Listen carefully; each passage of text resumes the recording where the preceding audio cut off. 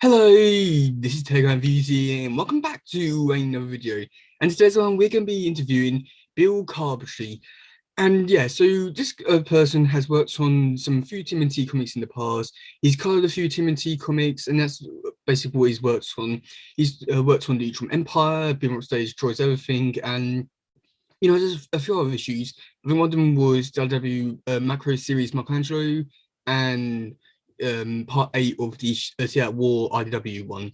So yeah, would you like to tell my audience a little bit about yourself? Uh, my name is Bill Crabtree. I've been coloring comic books since about 2003. Started on a book called Fire Breather for Image Comics and another one called Invincible. And I'm still coloring comic books to this day. Currently working on Berserker for Boom Studios, and also working on a book called Refrigerator Full of Heads for DC, and yeah, just various odds and ends. So the first question is, have you seen the previous versions of the Turtles? Well, yeah, I mean, that's Turtles is something that's been around since I was young, which is a while. So when I was a kid, sort of like in the, I would say, late 80s and early 90s, that's kind of like the first round of the Turtles being big. And yeah, I was definitely I was a fan of the cartoon and the first movies and the toys and all of that stuff. I had some of the I had like color reprints of the early Eastman and Laird comics that were put out by First. And I was a huge fan of all of that at that time. And then I've sort of been somewhat peripherally aware of more recent iterations of the Turtles, but definitely not following it as closely as I did when I was like a teenager.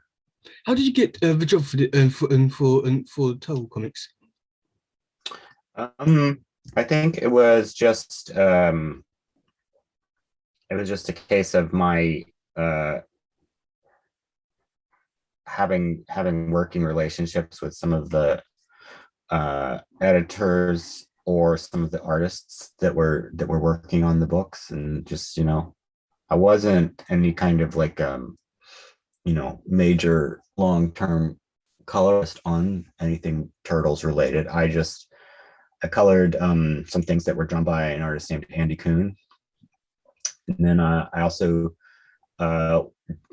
colored a series, or at least some of a series called Turtles in Time, that was drawn by Sophie Campbell. But it's not been something that I did a ton of work on. Probably, I don't know. Probably, I would say probably less than a dozen issues total that I actually colored. I'm not really sure, to be honest with you. So was there like, so did you have certain kinds you had to use for the characters or the backgrounds? Mm-hmm. I mean, only in, yeah, to an extent, in the sense that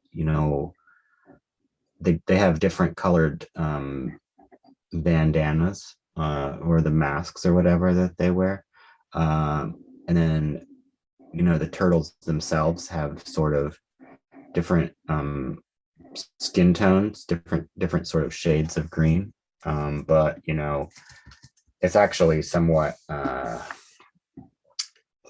it's a little all over the place. It's kind of like depending on what, I mean, the colors of their bandanas or their masks or whatever, those are a little more consistent over the years, but the skin color of the turtles is actually a little bit depending on when what you're referencing, it changes a little bit, or at least that it seemed that way to me at the time.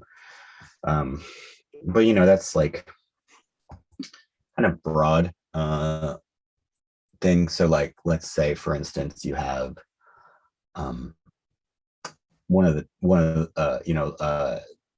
red of Raphael's mask, that it needs to be red, but they're not actually saying you have to use this exact red. And depending on what's going on in the story, it might be, more of a warmer orange kind of a red, or it might be more of a cooler kind of pinkish red, stuff like that. That's sort of up to your discretion as the colorist. And backgrounds, again, it would be sort of like, well, if it was taking place in a previously established area or something, you have to roughly match what's gone before, but not necessarily in a way where you're actually doing, you still have a certain amount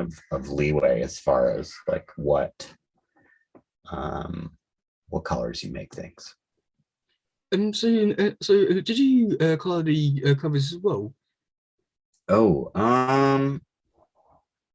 I don't specifically recall, so like I haven't worked on anything more than a cover in a few years, I don't think, for Turtles. I think somewhat recently I did a couple of covers, but if we're talking about when I colored the interiors, that would have been like, I don't know, quite a while ago, more than 5 years ago, probably coming up closer to 10 years ago.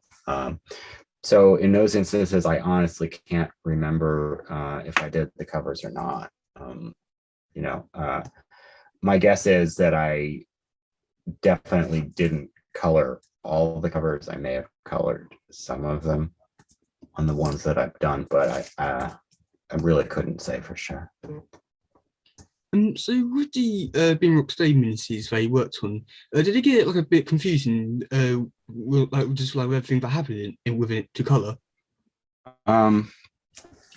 Well, if there's any questions, you ask the editor, and a lot of times they'll give you a copy of the script, so you don't need to necessarily understand everything to do your job. You just need to kind of, a lot of it is just like, if there are established settings or there are established character color schemes, stuff like that, then you need to understand that. You need to know that, but less so do you really need to know the entire, everything that's come before up to that point, only to the extent that it would dictate the color that something is now or whatever. I don't know if that makes sense. And do you have a favorite character to color? Not so much. I think I would say that my preferences tend toward stuff that's not mainstream superhero stuff. I've been lucky that throughout my career I've been able to work on a lot of creator-owned stuff, and even though I've been in the comic book industry for almost 20 years, I haven't actually done a ton of like, sort of mainstay Marvel and DC superhero books, and I'm not really that interested in it either. It's when you're a kid and you want to work in the comic book industry, you're I was a pretty different person at that age than I am now. So even though I still do love comics, and honestly, in some ways, I love them more now, I'm also I'm not very interested in the kind of most sort of obvious um, you know, when people think of comics and they think of like Marvel, the Avengers and things like that, I'm not very interested in that. I'm much more interested in, you know, just the medium being something where you can tell interesting stories, stuff like that. So I don't know if that answers your question. Probably not, but What's been your favorite comic book to work on? probably my favorite thing that I worked on was a book called The Sixth Gun, um, which was put out by Oni Press. Um, it's a, if you're not familiar, it's a supernatural horror Western.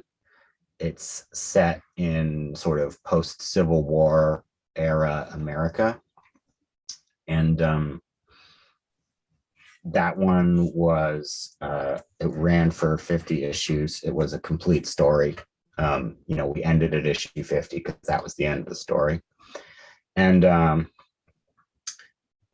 that's one that I'm particularly proud of because I just had a very good working relationship with the writer and the artist, and we really were a team, and they showed me a lot of respect as a colorist, which is not always, I think colorists are still kind of in the process of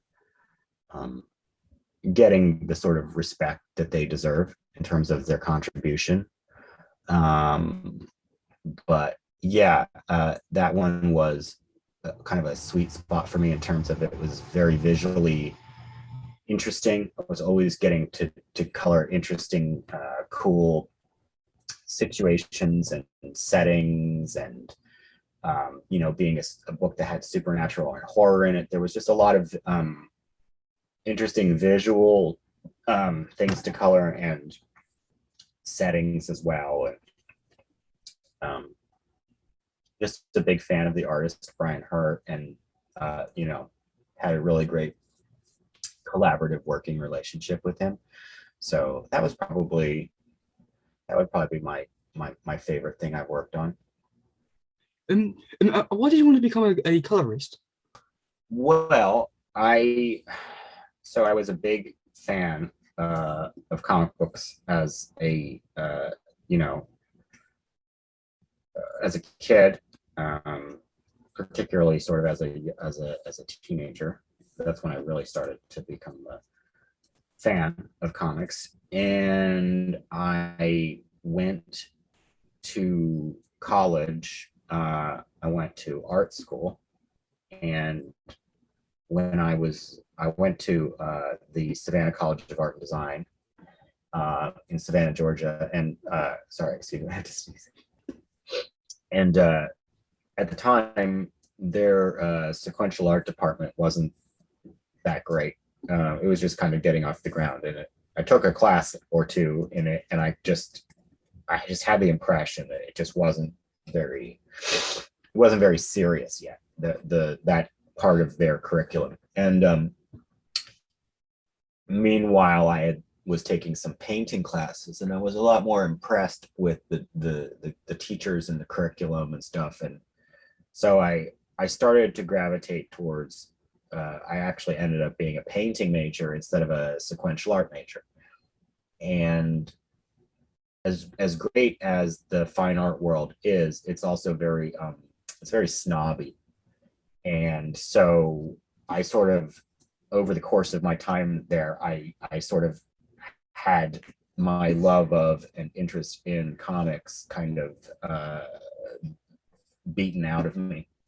They very much sort of looked down on it. And so by the time I graduated from college, from art school, I didn't want to work in comic books. I wanted to be a painter, and I had this very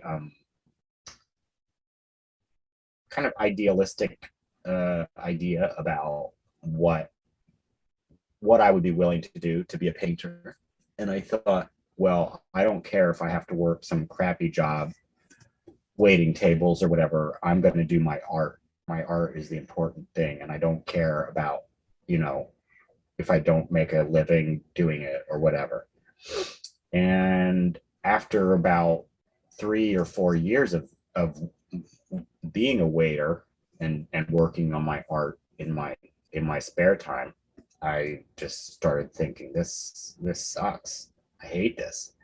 And then I at that point, I needed to really start to think about, okay, what could I possibly do for a living, that I wouldn't hate.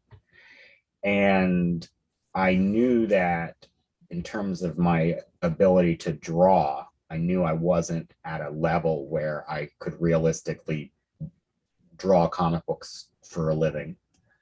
And so I thought, well, I could probably be a colorist. And so at that point, I started trying to see what I would have needed to do to do that. And I had, back when I was still in college, I had actually met a guy named Lee Lowridge, who still colors comics now. A friend of mine knew him, and he said, "Oh, you should meet this guy. He colors comics for a living. Isn't that crazy?" And so that meeting him was kind of an instrumental, or kind of a formative thing for me, because it gave me the idea that was something that I could do, that anyone did. I didn't, prior to that, I didn't really think about it one way or the other. And I was coming in kind of, digital coloring had already happened, because it really started in the well, with like the image comics boom, and then became more prevalent. So by the time I was trying to break in, people were not really doing hand coloring anymore. They were just doing it digitally. And so I learned to do it on the computer, but I didn't like a lot of what the popular style of coloring was at the time. I still don't. I found it really gaudy and kind of tacky, cheesy, ugly. And I wanted to do something that was more sort of tasteful, more about the choice of color rather than trying to, I feel like a lot of colorists today and back then think their job is to kind of pick up where the artist leaves off, and in some instances end up overpowering the artwork. And I don't like that at all. Even some colorists whose abilities to render are quite good, I feel like the line art is lost. It wouldn't matter who drew it. It could have been drawn by anybody, because the colorist's contribution is so, it's like being in a band, and then instead of just like doing something that strengthens the music, the song, you're constantly soloing, and you're constantly trying to draw attention to yourself, and you're overwhelming the bigger, the larger direction of the song. I feel like that's something that's not yet really gone away yet with coloring. I feel like that's still pretty big problem, really. But anyway, getting on my hobby horse now. So is it hard to know where to put like some of the shadows, or like certain colors? Mm-hmm. It is. When I first started out as a colorist, that was very hard. I frankly didn't know. A friend of mine, that artist I mentioned earlier, Andy Kuhn, told me one time that nobody's ready to work in comics when they break in. You get ready by doing it. So my skill level was at a point where I was able to get work, but there was still a lot of things I didn't understand. And so I think particularly when you are doing that sort of cell shaded look, where there's like hard shadow shapes, kind of like animation style, that's actually quite challenging if you don't know what you're doing. And so yeah, you sort of you fake it as best you can. Try not to embarrass yourself. Try not to you know, detract from the artwork while you you know, as quickly as possible try to figure out how this all works. And I'm still trying to figure it out. I think I've figured out a bit.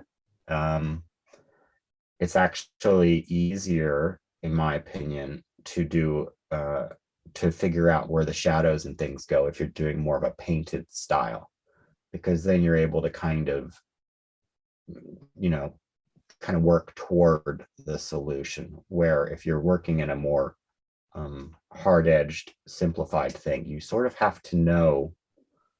It's not as easy to kind of find the right answers in terms of where you're putting your shadows and stuff. You sort of have to know it, and so it can be more challenging in some ways, even though it might seem less involved, and in some ways it is less involved, but it's actually you know, it's kind of like writing a poem instead of a novel. You sort of have to be right. It has to be very succinct and correct if you're to do it right anyway. And so, because you work with a quite wide range of artists, do you like color color differently with each artist, or do you just color the same? Oh no, yeah, I think it's I mean, of course, you know, it's, I mean, I guess the answer would be, you know, both in a way. You still fundamentally are the same person, so there's a certain amount of your understanding and your habits and your tendencies that's going to kind of show up in whatever you do. But at the same time, I do think it's a big part of your job as the colorist is to try to kind of come up with a way of working that suits the artist and the story. So, you know, you do want to kind of have the ability to have some range and to you know, in terms of palette, you definitely want to try to have a palette that suits the story and that suits what's going on in the story. And then in terms of the sort of the style or level of color, or the level of finish or slickness, or maybe even roughness, you do want to have a certain sensitivity toward the particular artist you're coloring. And is their work very very pristine, or is it very rough? Is it very detailed? Is it very open and not detailed? There's, you know, and oftentimes you'll have the writer or the artist kind of tell you what it is that they're looking for, or an editor. So you do get some idea in that way, hopefully. But you know, ultimately, you know, your job as a colorist is you know, to try to help things, to try to improve things. So, well, not improve them, to present the artwork in its best light. And so you want there to be a certain amount of simpatico between the language, the drawing language of the artist, and the language, the visual language of your coloring. You want them to kind of feel of a piece, you know, in some ways. So yeah, you know, you shouldn't have just one way of working. You should have the ability to kind of try to attune what you're doing to the specific artist and the specific story. Your job in comics in general is you're a storyteller. You're not just making single images. You're telling a story, and so you have to keep that at the front of what your job is. You know, everything you do needs to be in service of the story, not in service of making not in service of just making a beautiful image. You're telling a story. Comics are not. I mean, the artwork is often beautiful, and it is meant to be beautiful. But if you can't, if it's not doing the job of telling the story, then it's not doing the job of a comic book.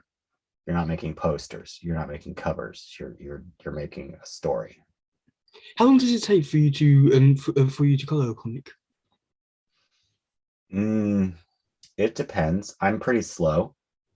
I'm kind of a perfectionist, and I'm always trying to learn.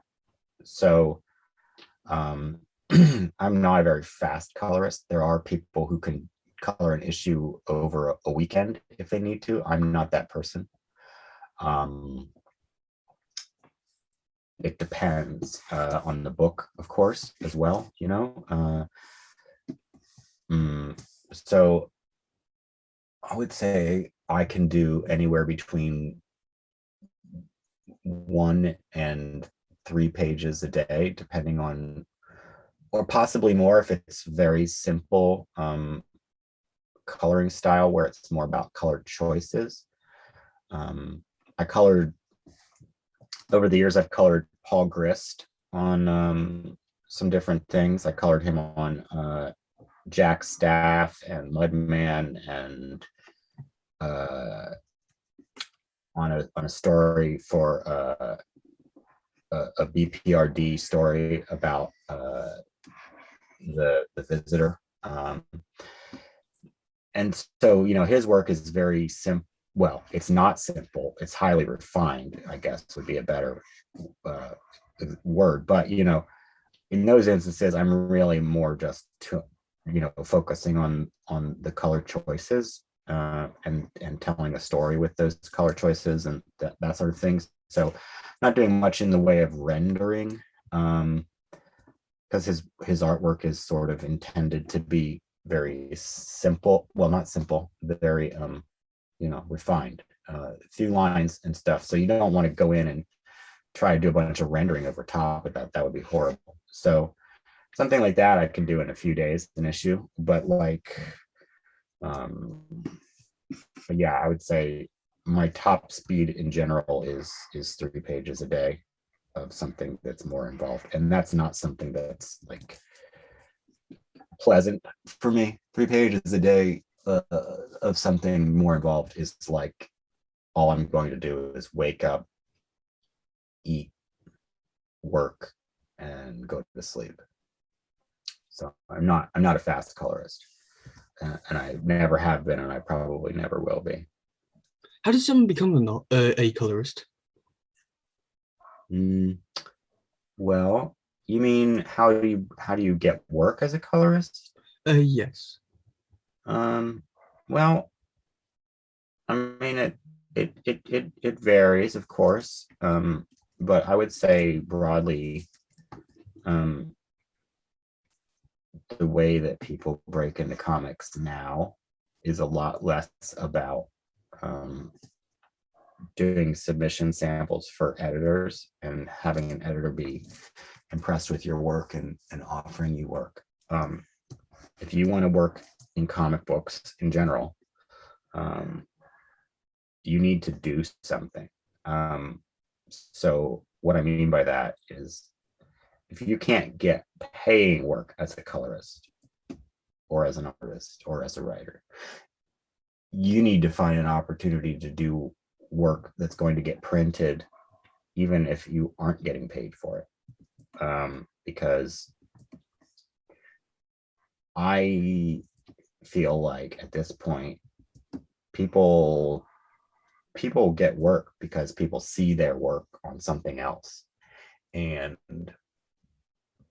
it's not very common, I think, for someone to just do samples and then show them to an editor, and then the editor is so taken with their samples that they hire them. That doesn't tend to be what happens. What tends to be what happens is you do one thing, and even if you don't get paid for it, it gets printed and people see it, and then maybe the next time that that person is looking for a colorist, then they will ask you.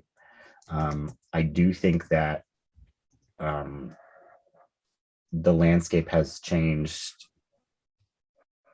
quite a bit in the sense that you now have social media as a tool. I personally, I'm a little too old for social media to be something that I actually am completely comfortable with. It's not something I like, and I often contemplate getting rid of my account, but at the same time, it's by far the most effective way for me to get work. If I'm, I mean, most of the work I do comes off the back of other work I've done. So I do something, someone sees it, and then they ask me to work on something else. But a few years ago, I was really having a hard time finding work, and the thing that I started doing, which eventually really started to pay off, was I just started trying to network on social media. And so I think if you're trying to break in as a colorist, what you need to do is you need to try to get samples of sample pages of artists whose work you like, that you might want to color, or artists whose work you feel is suited to the sort of what your strengths are as a colorist. And if they themselves are not necessarily looking for a colorist, you could still try to ask them if they can give you some pages for some high res images of some of their pages that you can do. Just kind of show them what you can do, show them what it would look like if you colored their work. And also, I think that at this point you can find a lot online as far as like just line art that hasn't been colored.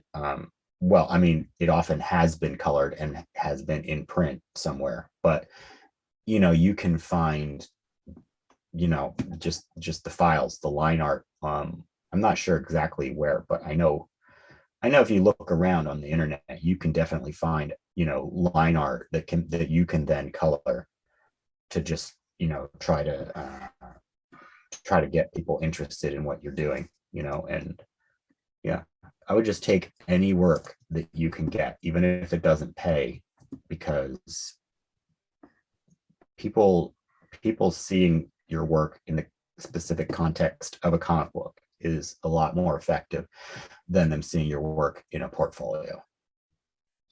So my final question is, who's your favorite turtle? I guess it's Raphael. Yeah, when I was a kid, it was Raphael. So, I mean, to the extent that I have one now, I guess it would have to be Raphael.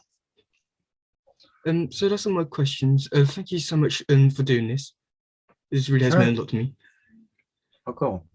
Oh, and is there anything you'd like to promote?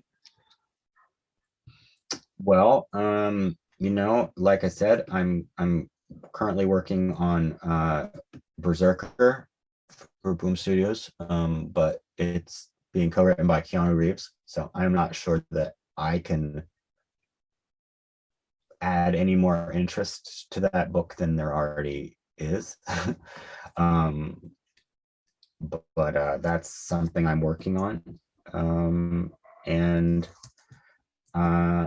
I'm also working on Refrigerator Full of Heads for DC, for the Joe Hill's Hill House imprint. and I'm pretty happy with my work on that. The artist is great. Artist named Tom Fowler, and it's written by a great writer named Rio Ewers. And I'm gonna probably be doing more things in the future with Matt Kint. He's a friend and an amazing writer, and he and I are probably going to be. I will probably be coloring some of the things that he's writing in the future. But yeah, at some point, I really want to actually graduate from being a colorist, and I just want to create my own comics. I want to write them and draw them and do the whole thing myself. So I'm not there yet, but I'm getting closer, and I hope that eventually that would be my the thing that I'm more known for, rather than being a colorist. Well, thank you so much for being here. Oh yeah, my pleasure.